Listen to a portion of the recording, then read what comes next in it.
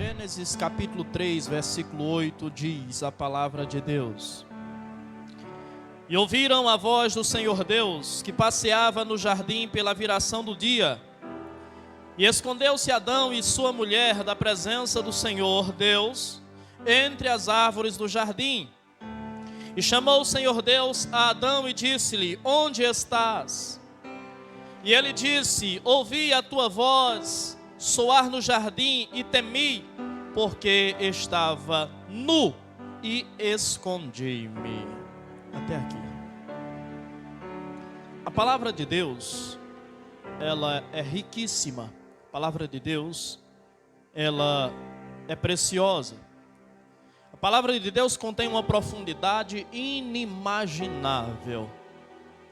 E quando nós nos referimos ao livro de Gênesis, especialmente aos primeiros capítulos de Gênesis, nós temos algumas narrativas que são as narrativas das mais enigmáticas da Bíblia. Não apenas da Bíblia, mas da própria história da humanidade, da própria história da criação. Nós temos como enigmático o livro de Apocalipse, pelo seu estilo literário, pelas figuras ali apresentadas. Mas, muito mais enigmático do que Apocalipse, é o livro de Gênesis. O livro dos começos, o livro dos princípios, o livro que nos mostra como tudo começou. E entendendo o mistério que há na palavra de Deus, entendendo a profundidade que há na palavra de Deus, os homens se desdobram para tentar compreender a palavra de Deus e tentar extrair o sentido mais próximo da realidade contido no texto sagrado. E quando o homem se desdobra em tentar compreender a palavra de Deus, muitas vezes ele segue o caminho da racionalidade. E o caminho da racionalidade nem sempre levará o homem à compreensão exata daquilo que o texto sagrado expressa, daquilo que o texto sagrado revela. Pois a Bíblia Sagrada diz na boca do apóstolo Pedro que a interpretação da palavra de Deus não vem do homem. A palavra não é de interpretação humana, mas a interpretação da palavra de Deus compete ao Espírito Santo de Deus. E nessa de interpretar a Bíblia Sagrada, o homem, ele vai criando doutrinas, ele vai criando mecanismos para que ele possa, então, compreender a verdade da palavra de Deus. E existe uma doutrina conhecida como depravação total. Há grupos religiosos cristãos que creem nessa doutrina. Me perdoem começar teologando com vocês. Mas essa doutrina da depravação total, ela ensina que o homem, posterior ao pecado, está completamente morto, completamente inerte. Ele perdeu a imagodei, ele perdeu a presença de Deus, ou a imagem e semelhança de Deus. E o homem é incapaz de ouvir a Deus, o homem é incapaz de atender a Deus, o homem é incapaz de responder a Deus. Porque se a Bíblia Sagrada diz que o homem natural está morto nos seus pecados e delitos, o homem tenta entender isso pela lógica. E a lógica é: se você estiver diante de um cadáver, se você estiver diante de um caixão, se você chegar dentro de um cemitério e você proclamar algo, você falar algo, você proclamar a palavra de Deus, ali ninguém vai te ouvir, ali ninguém vai te responder. Então a compreensão daqueles que creem na depravação total é de que o homem está completamente acabado, completamente liquidado, completamente morto, e ele não pode ouvir a voz de Deus. Ele não pode atender a voz de Deus. Ele não pode atender o chamado de Deus. A Bíblia diz que Deus cria Adão, e quando Deus cria Adão e cria a sua esposa como coroas da criação. E eles são perfeitos, eles são inocentes, eles são puros, eles não têm maldade no seu coração. Não tem maldade nos seus olhos, não tem maldade na sua mente. Mas a Bíblia Sagrada diz que em desobediência a Deus, eles comeram do fruto que Deus lhes havia proibido de comer. E isso trouxe por consequência a ele conhecimento, ou a eles conhecimento. Conhecimento do mal, pois o bem eles conheciam na plenitude que era Deus. E quando eles conhecem o mal, naturalmente os seus olhos veem aquilo que é mal. Naturalmente o seu coração sente aquilo que é mal. Naturalmente a sua mente pensa aquilo que é mal. A desobediência a Deus sempre nos tornará cada vez mais maus. E quanto mais maus formos, mais maldade nós perceberemos, mais maldade nós enxergaremos, mais maldade estará diante dos nossos olhos. Muitas vezes precisamos enxergar a vida como se ela fosse um espelho dos nossos próprios olhos. Às vezes nós enxergamos maldade demais, mas às vezes essas maldades que enxergamos está contida nos nossos olhos. Nem sempre a realidade condiz com a maldade que nós enxergamos, com a maldade que nós percebemos, com a maldade que nós sentimos. Adão e Eva estavam nus o tempo todo ali, e não tinha problema nenhum, eles não viam maldade nenhuma. Mas a partir do momento que eles desobedeceram a Deus, a partir do momento que eles se afastaram de Deus, a maldade entrou no coração e a maldade entrou nos olhos deles. Eles estavam nus da mesma forma, exteriormente nada mudou. Toda a criação estava da mesma forma, mas agora eles viam maldade. Então a maldade não estava lá, a maldade estava aqui. A maldade não estava lá, a maldade estava aqui. A maldade não estava lá, a maldade estava aqui. Jesus disse que se os nossos olhos forem bons, todo o nosso corpo andará em luz. Mas se os nossos olhos forem maus, todo o nosso corpo estará em trevas, e quão terríveis serão essas trevas. Então às vezes nós sabemos que o mundo é mau, nós sabemos disso, mas às vezes muitas das maldades que nós enxergamos são reflexos daquilo que nós sentimos.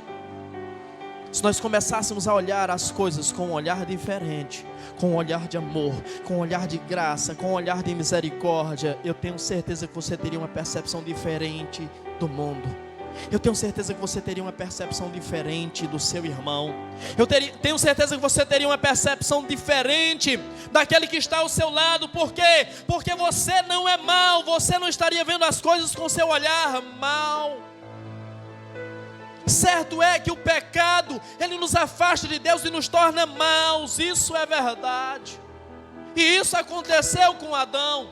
Isso aconteceu com Eva.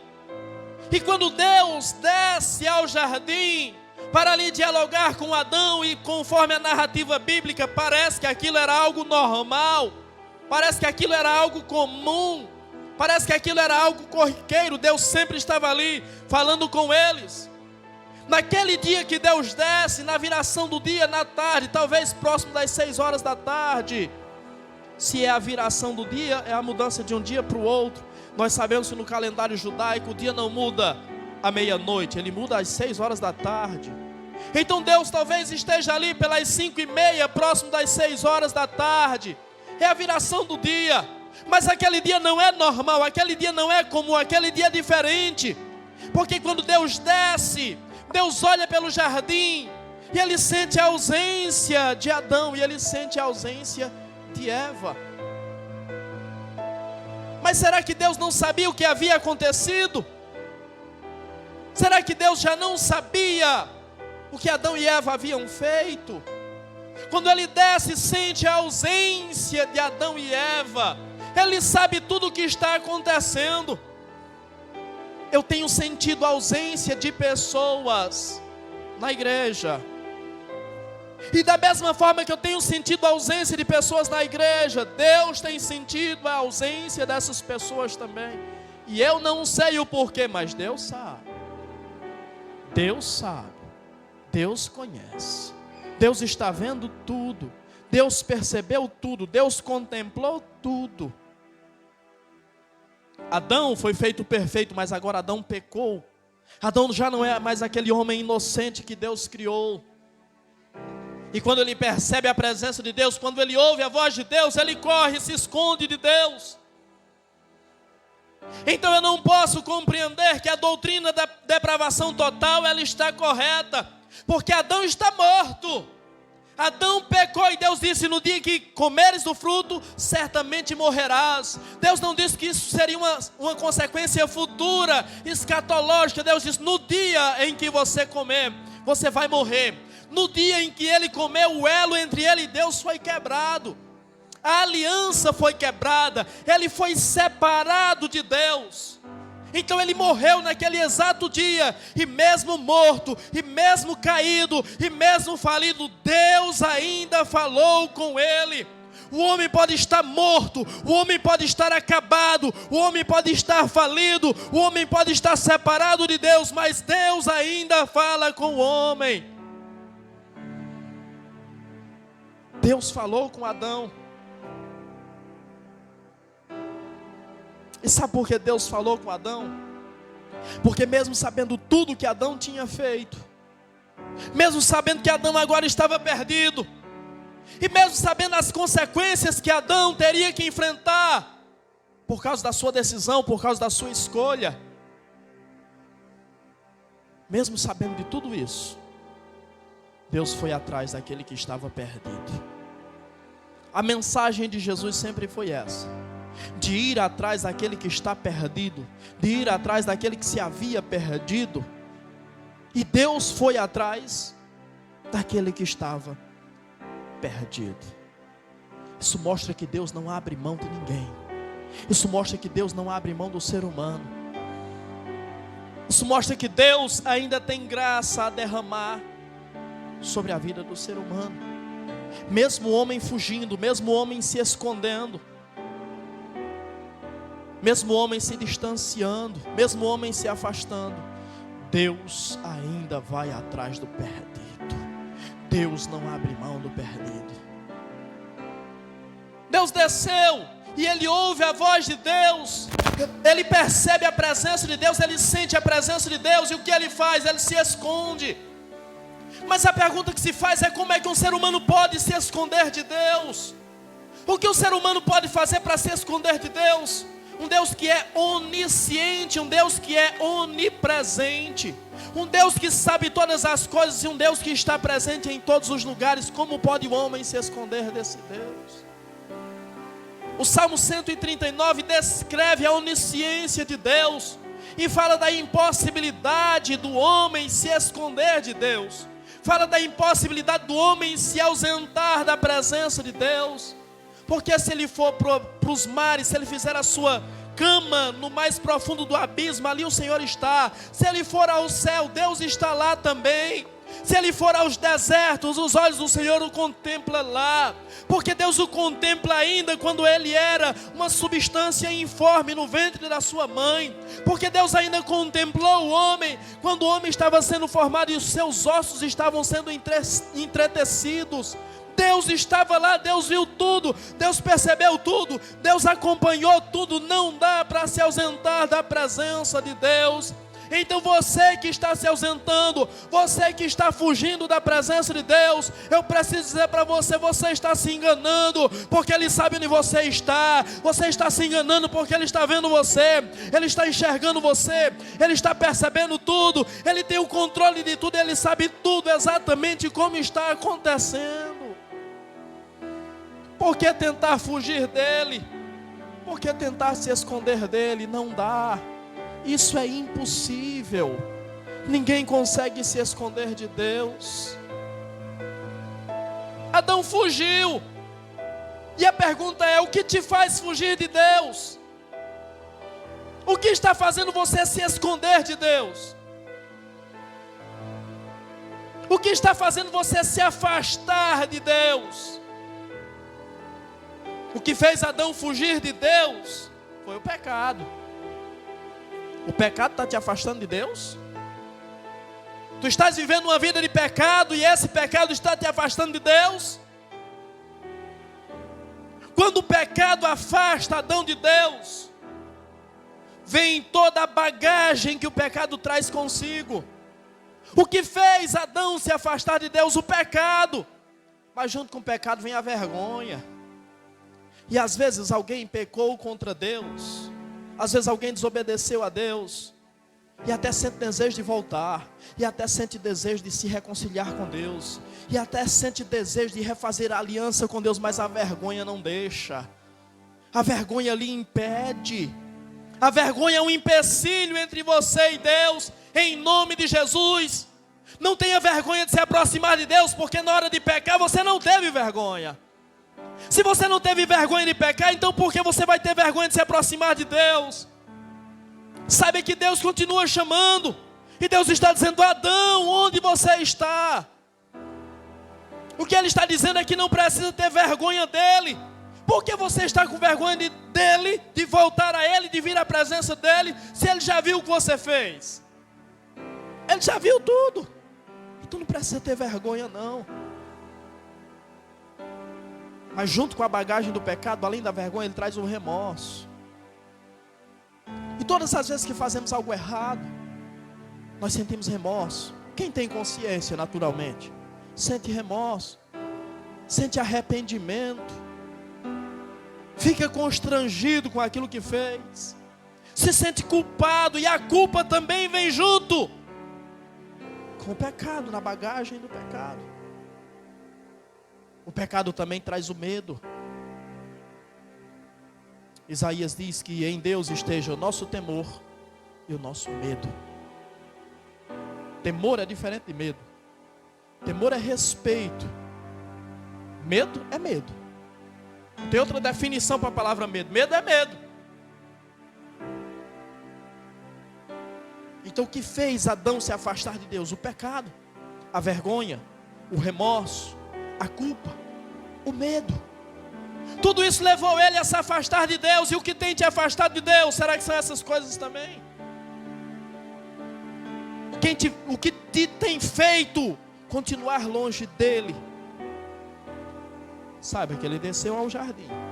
Ele estava lá no céu. Ele estava sentado no seu trono de glória. Mas ele desceu. E sabe por que ele desceu? Para gritar: Adão, Adão, onde você está? Mas não foi Adão simplesmente que ele gritou. Foi José, João, Antônio, Júlio. Foi você. Foi você que ele gritou. É você que ele está gritando. Adão, a palavra Adão, um dos significados da palavra Adão é homem. Como é que fala homem em hebraico? Adão. Ou Adão. Então quando Deus chama Adão, Deus não está chamando apenas Adão. Deus está chamando toda a humanidade para voltar à sua presença, para se reaproximar dele. Deus está dizendo: eu vi tudo, mas eu estou chamando você, porque eu quero refazer aquilo que você quebrou. Eu quero restabelecer aquilo que você destruiu. Eu quero reconstruir a ponte que você destruiu, que você derrubou, que você detonou. Adão fugiu, é verdade. Adão se escondeu, é verdade. Mas quando Deus falou, Adão ouviu. Você ainda ouve a sua voz? Você ainda consegue ouvir a voz dele? Se você ainda consegue ouvir a voz dele, ele está falando. Ele está chamando. Ele está convocando. Se você está ouvindo a sua voz, então atenda ao seu chamado. Então atenda à sua convocação. Não permaneça na situação em que você está. Não permaneça inerte, não permaneça parado. Deus diz: Adão, onde tu estás? Mas quando Deus faz essa pergunta para Adão, meu Deus do céu, o que Deus está fazendo? Deus está brincando com Adão? Será que Deus não sabia? Deus sabia exatamente onde Adão estava. Mas o que Deus estava falando para Adão é: Adão, o homem sempre terá que confrontar a si mesmo. O homem sempre terá que enfrentar a si mesmo. Mas cedo ou mais tarde o homem vai ter que estar diante de si mesmo e ver o seu reflexo e enfrentar quem ele é. Muitas vezes fugimos de nós, mas nós precisamos, em um momento da vida, estarmos de frente para nós mesmos e nos enxergar como de fato nós somos, na situação em que estamos, sem reservas, sem subterfúgios, sem maquiagem, sem nada, se apresentar diante de nós mesmos como nós realmente somos, e entender o que temos feito, e entender as consequências que aquilo que temos feito nos trarão. Deus chama Adão para 2 encontros. O primeiro encontro é consigo mesmo, com a sua realidade, com a sua responsabilidade, com a consequência dos seus atos, dos seus erros. E o segundo encontro é para com Deus. E quando Deus chama Adão para encontrar-se com Ele, Deus está dizendo para Adão: Adão, agora é a hora da verdade. Adão, agora é a hora do acerto de contas. E eu preciso dizer para você, desse encontro o homem jamais poderá fugir. O homem pode se esconder por muito tempo. O homem pode achar que está oculto aos olhos de Deus por muito tempo. Mas desse encontro com Deus, o homem não vai escapar. E esse encontro com Deus pode acontecer em 2 momentos da história. Pode acontecer hoje, quando Deus te chama e você se posiciona diante dele e diz: eis-me aqui, Senhor. Falhei, pequei, desobedeci, manchei a tua imagem e semelhança, não amei a tua palavra, não amei o teu conselho, não pratiquei aquilo que me ensinaste, mas estou aqui. Reconheço o meu erro, reconheço o meu pecado. Estou aqui para assumir a minha responsabilidade e sofrer as consequências. Mas como disse Davi, não me lance fora da tua presença, nem retires de mim o teu Santo Espírito. Jesus disse, João 5:24, quem ouve as minhas palavras e crê naquele que me enviou tem a vida eterna e não será julgado, mas já passou da morte para a vida. Esse encontro pode ser antecipado, esse encontro pode ser hoje, esse encontro pode ser agora, e você pode estar diante de Deus, para ouvir de Deus o que Deus tem a dizer, mas para ser inocentado e não sofrer as consequências futuras dos seus erros, dos seus atos. E quando eu falo consequências, eu não estou falando de algo material, de algo natural, porque as coisas naturais, as coisas materiais, nós geralmente vamos sofrer as consequências, mas eu estou falando das consequências espirituais. Se eu me encontro com Deus hoje, se eu me encontro com Deus nesta vida, se eu assumo a minha responsabilidade diante de Deus aqui nesta vida, Ele tirará de mim toda a culpa, e através do seu Filho Jesus, Ele vai me justificar. Mas eu posso postergar esse encontro, eu posso deixar para depois da minha morte. O que eu não posso é fugir desse encontro. O grande problema é que se eu deixar para me encontrar com Ele depois da minha morte, não terá mais sangue sendo derramado do Cordeiro, não terá mais as vestes do Cordeiro vindo sobre mim para me cobrir, não terá mais sacrifício que possa me salvar, e sobre mim resta apenas uma terrível expectação de juízo vingador. Hebreus nos diz isso, seu capítulo 10, versículo 27.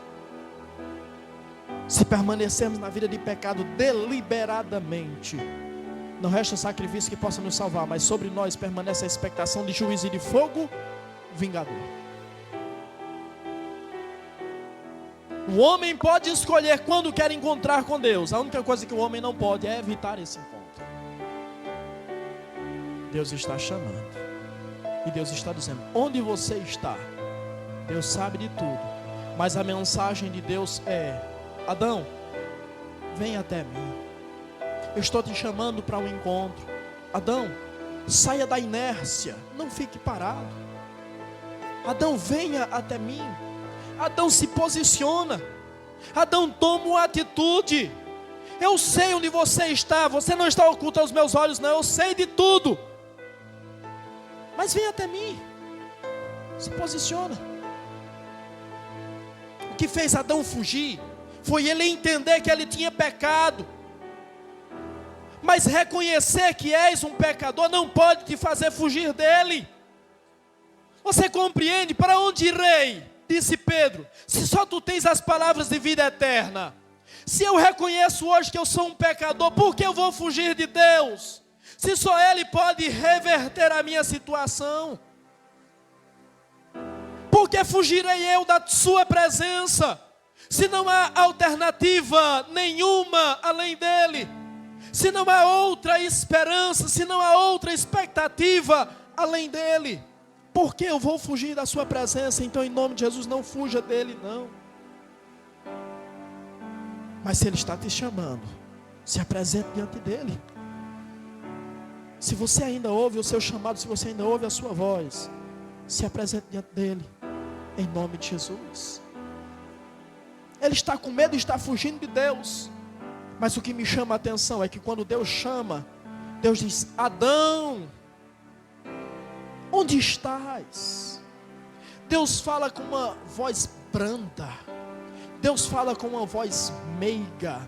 Deus fala com uma voz suave, sabendo a situação que Adão está, sabendo o pecado que Adão cometeu, sabendo que tendo cometido o pecado, ele tenta esconder de Deus, ele tenta ludibriar Deus, ele tenta ocultar de Deus, ele tenta enganar Deus, mesmo sabendo de tudo isso.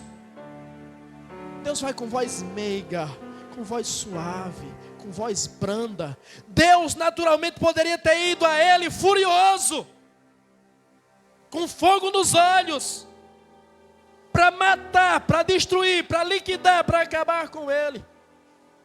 Mas Deus foi com uma voz branda. Deus foi para restaurar. Deus não foi para destruir. Sabe por que Deus falou com uma voz branda, com uma voz meiga? Porque os nossos pecados não mudam Deus. Os nossos pecados não afetam Deus. O mal que o nosso pecado faz é para nós mesmos. Deus não muda na sua essência por causa dos nossos pecados. Até porque Deus não é pego de surpresa e Deus sabia de tudo desde antes da fundação do mundo. Quem muda somos nós. Então, quando começamos a reclamar da ausência de Deus, então quando começamos a reclamar das consequências dos nossos erros, então quando começamos a sofrer por causa dos erros que cometemos, a tendência natural é do homem dizer: Deus me esqueceu, Deus me abandonou, Deus não lembra mais de mim, Deus não liga mais para mim. Mas entenda, o nosso pecado não afeta Deus, o nosso pecado não transforma Deus, não muda Deus, o nosso pecado muda a nós. Então quem se afastou não foi Deus, quem se afastou fomos nós. Quem errou não foi Deus, quem errou fomos nós. E da lei da semeadura ninguém pode fugir. Então o que estamos passando são consequências das nossas decisões, das nossas escolhas. Então paremos de culpar Deus, porque à medida que culpamos Deus, nós tendemos a nos afastar ainda mais dele. E quanto mais longe nós estivermos dele, mais difícil será ouvir a sua voz, mais difícil será sentir a sua presença. Você consegue compreender isso? No Novo Testamento nós temos um conceito descrito em Tiago 4 e 7. Chegai-vos a Deus e eu me chegarei a vós. Ou chegai-vos a mim e eu me chegarei a vós. Mas o conceito do Antigo Testamento, a providência de Deus, especialmente para o primeiro pecado, dando a dica, é que quando o homem pecou, não foi o homem que foi a Deus, foi Deus que foi ao homem. A salvação no Novo Testamento começa da mesma forma. Não foi o homem que se voltou para Deus, foi Deus que deixou o seu trono e desceu até a terra para oferecer sacrifício vivo, para se sacrificar na pessoa bendita de Jesus, para que através desse sacrifício fôssemos restaurados na nossa espiritualidade com Deus, fosse restabelecida a posição que outrora tínhamos e foi perdido por causa do pecado. Deus está dizendo: eu vim até você. Então não fui eu que me afastei, não fui eu que me ausentei, não fui eu que me ocultei. Não fui eu que me escondi de você, é você que está fazendo. E você acha que vai dar certo, e você acha que vai ser feliz, e você acha que vai conseguir alguma coisa fugindo de mim. Eu sei a necessidade que você tem de mim, por isso eu vim até você.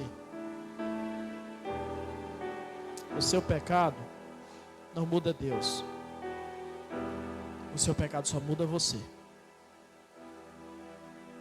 Por isso eu disse, Deus chamou Adão para enxergar a si mesmo também. Deus chamou Adão para um encontro consigo mesmo. E talvez Deus esteja fazendo isso com você nessa noite, chamando você para se enxergar, chamando você para se encarar, chamando você para olhar a você mesmo nos olhos e reconhecer quem você é. Pecou? Não fuja, apenas reconheça. Pecou? Não se afaste dele. Pelo contrário, se lance aos seus pés, se lance na sua presença, se lance nos seus braços, porque ele quer te restaurar. Tudo o que ele mais quer é restaurar a tua vida. Tudo o que ele mais quer é restabelecer aquilo que você abriu mão, aquilo que você perdeu. Tudo o que ele mais quer é restabelecer a aliança, a comunhão com você. É tudo o que ele mais quer. Então, ao invés de se afastar dele, ao invés de se esconder dele, ao invés de fugir dele, se volte para ele, se lance aos seus pés, se jogue nos seus braços e deixe ele te chamar de filho, e chame ele de pai, porque ele quer ser teu pai. Ele quer agir como teu pai. Ele quer te tratar como filho. Mesmo você tendo pecado, mesmo você tendo desobedecido, mas ele não quer te abandonar nessa situação. Ele não quer deixar você permanecer nessa situação. Quando eu digo que o pecado muda a nós, isso é muito sério. Muda a nossa essência. Deus nos criou para termos comunhão com Ele, por isso Ele soprou o fôlego de vida nas nossas narinas. Parte do seu Espírito em nós, porque Ele queria comunhão conosco, porque Ele queria que esse elo permanecesse. Mas o pecado nos muda, e a atitude de Adão e Eva em fugir de Deus, em se esconder de Deus, mostra que eles perderam o amor pela amizade de Deus. Eles perderam a afeição por Deus. Eles perderam o prazer na companhia de Deus. Algum tempo atrás, quando Deus descia, a primeira coisa que eles faziam era ir à presença de Deus, porque a presença de Deus era agradável. As palavras de Deus eram palatáveis aos ouvidos. Eles sentiam prazer em estar com Deus. Eles amavam a amizade, o elo, a comunhão, a ligação que tinham com Deus. Mas o pecado mudou-os na sua essência e quebrou isso neles. E em quebrando isso neles, eles não sentem mais prazer na presença de Deus. Daí você entende por que algumas pessoas se afastam, porque não sentem mais prazer na presença de Deus. Daí porque você entende o porquê de algumas pessoas que até vêm à igreja, mas o culto para ela não faz sentido, mas o culto para ela não tem graça. Sabe por quê? Porque já perdeu a afeição com Deus, já perdeu o amor da amizade com Deus, já perdeu o prazer na presença de Deus, já não vê mais nada, já não sente mais nada, já não se entrega mais a Deus. E a culpa é de Deus. Deus continua descendo no jardim, Deus continua falando, Deus continua se doando, Deus continua se entregando. Quem mudou foi o homem, quem muda somos nós. Quem perde a verdadeira essência somos nós. Quem perde o amor pela presença de Deus somos nós. Então, em ouvindo a sua voz, em nome de Jesus, se volte para Ele. Não se esconda dele não, mas volte-se para Ele, em nome de Jesus. Nós tendemos a fugir dele, nós perdemos o amor pela sua presença, e nos tornamos covardes. Por que nos tornamos covardes? Porque criamos mecanismos de defesa contra aquilo que Deus tem a falar conosco. Quando Deus fala conosco, muitas vezes nós nos desviamos daquilo que Deus está falando. Nós tendemos a entender que aquilo é para o outro e não para mim. Nós deixamos a mensagem para o outro. Não, essa mensagem não foi para mim. Porque nós criamos mecanismos de defesa. Isso não é só com Deus, não. Isso é na vida. Na vida nós criamos mecanismos de defesa. Às vezes, quando estamos diante de uma situação adversa, quando estamos sendo confrontados por uma situação, e alguém vem nos cobrar algo, nós nem escutamos o que a pessoa está falando, mas nós já estamos pensando o que é que nós vamos falar. Nós já estamos maquinando o que nós vamos responder. Nós já estamos arquitetando a nossa defesa. Foi isso que Adão fez com Deus. Você até pode fazer isso comigo e pode até funcionar. Mas Adão tentou fazer isso com Deus. Não crie mecanismos de defesa com Deus, porque não funciona. Quais foram os mecanismos de defesa que Adão criou com Deus? O que Adão tentou estabelecer com Deus? Quando o pecado é flagrante, quando não tem como esconder a culpa, quando não tem como esconder o feito, o ato, Deus diz: você comeu do fruto que eu proibi? Adão já se defende. Não, Senhor, o problema foi a mulher. Foi a mulher que o Senhor me deu, e ela comeu do fruto e me deu também, e eu comi. Deus chama Eva para conversar e diz: você fez isso? Não, Senhor, foi a serpente que me enganou. A serpente me ofereceu, e a serpente disse que se eu comesse eu ia ser igual ao Senhor. Então eu comi, mas foi por causa da serpente. O homem cria mecanismo de defesa, e Deus está chamando você para um acerto de contas hoje. E Deus está dizendo para você: erga os seus olhos, erga a sua cabeça, confesse o seu erro, admita o seu erro. Mecanismos de defesa não funcionam com Deus, porque Deus sabe todas as coisas, porque Deus viu tudo o que aconteceu, porque Deus está vendo tudo o que está acontecendo. Então não se defenda, confesse. Não se defenda, confesse. Porque se confessarmos os nossos pecados a Deus, Ele é fiel e justo para nos perdoar de todos os pecados e nos purificar de toda a maldade. O caminho sempre será a confissão a Deus, para que através da confissão Deus nos restabeleça, para que através da confissão Deus nos perdoe, para que através da confissão Deus nos purifique. Provérbios 28 e versículo 13 diz que aquele que confessa o seu pecado e deixa, esse alcança a misericórdia. Então o caminho não é tentar ludibriar a Deus. O caminho não é tentar se defender diante de Deus. Diante de Deus não tem defesa. O caminho é confessar o pecado, admitir o erro e clamar a Deus por misericórdia. E a sua palavra vem nos dizer que o justo pode cair 7 vezes, mas das 7 o Senhor o levantará. O justo não permanecerá prostrado, porque o Senhor é poderoso para reerguê-lo mais uma vez. Adão tentou ludibriar Deus, mas isso não funciona. Quando Deus chama Adão, Adão está atrás de uma árvore, ou das árvores. E a pergunta que eu faço para você é: por detrás de quais árvores você tem tentado se esconder de Deus? Quais árvores têm servido de refúgio para você se ausentar da presença de Deus? Você tentar evitar o encontro com Deus, quais árvores, ou atrás de quais árvores você tem se escondido? Alguns têm se escondido atrás da árvore da religião. Por isso que existem tantas. Porque o homem acredita que tendo uma religião, sendo religioso, está tudo certo. O homem tenta se esconder atrás da árvore da filosofia, do conhecimento. Porque o homem entende que quanto mais conhecimento ele tiver, menos real será Deus. Quando na realidade, quanto mais conhecimento o homem racional adquire, mais fica evidente a existência de Deus.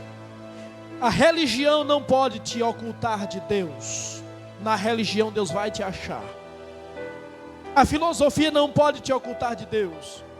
Na filosofia e no conhecimento Ele vai te achar, ou você vai achar Ele. Mas esse encontro não será possível ser evitado. Alguns têm tentado se esconder atrás da árvore da meditação. Então o camarada vai meditar, vai se esquecer de tudo, vai fechar os olhos para tudo, vai meditar, vai se interiorizar, vai olhar para o seu eu interior. E muitas vezes ao olhar para o seu eu interior, no seu interior, ele não vai encontrar Deus. Mas chegará uma hora que ele vai abrir os olhos.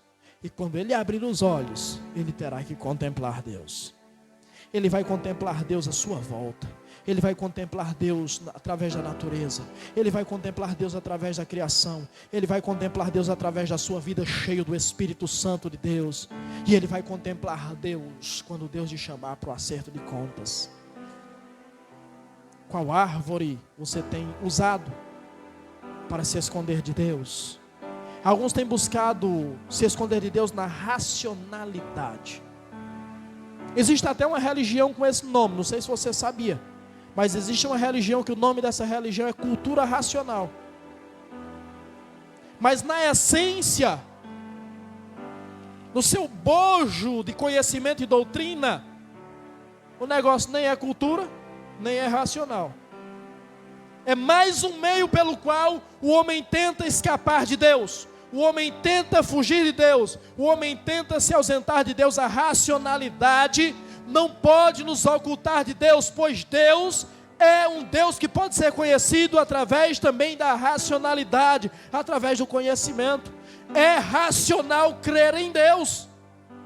É mais racional crer em Deus do que crer no Big Bang. É muito mais racional. Alguns têm tentado se esconder de Deus atrás da árvore da ciência. E também não funciona. Porque na ciência você encontra Deus. Deus é a própria ciência. Ciência é conhecimento, ciência é sabedoria. Deus é a sabedoria. A sabedoria está em Deus, a sabedoria faz parte de Deus. E a ciência, ao contrário do que se pensa, ela revela Deus. Ela atesta a existência de Deus.